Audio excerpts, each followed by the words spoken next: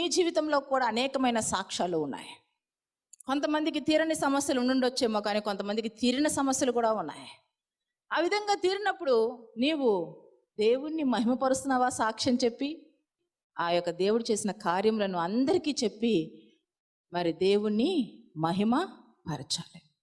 ఈరోజు నీ జీవితంలో కూడా అనారోగ్య పరిస్థితి, ఆర్థిక ఇబ్బంది, గర్భఫలం లేని స్థితి, భయంకరమైనటువంటి అప్పుల బాధలు ఇవన్నీ వస్తున్నాయంటే నీవు ప్రభువులో నిలబడి ప్రభు పాదాలు కన్నీటితో కడిగి దేవునికి సాక్షిగా నిలబడి దేవుణ్ణి మహిమపరచడానికే. దేవునికి మహిమ కలుగునుగాక.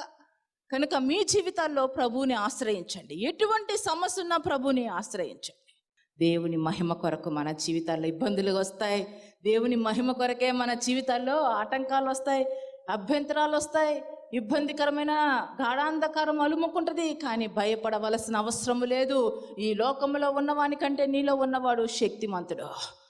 కనుక తప్పకుండా నీ జీవితంలో గొప్ప కార్యము చేయడానికే నువ్వు సాక్షిగా నిన్ను నిలబెట్టుకుని దేవుని నామం నువ్వు మహిమపరుస్తావనే నీ జీవితంలో అనేకమైన వ్యతిరేకతలు, సమస్యలు వస్తూ ఉన్నాయి. నీ జీవితంలో ఏమి జరుగుతున్న సమస్తము సమకూడి మేలు కొరకే జరుగుతుంది. ఏది మీ దగ్గర చెంతదాకా వచ్చినా, ఏది దూరం అవుతున్నా సమస్తము సమకూడి మేలు కొరకు జరుగుతుందని పూర్ణ ధైర్యంతో నమ్మి దేవుని ఎదుట యథార్థంగా ఉండండి. దేవునికి మహిమ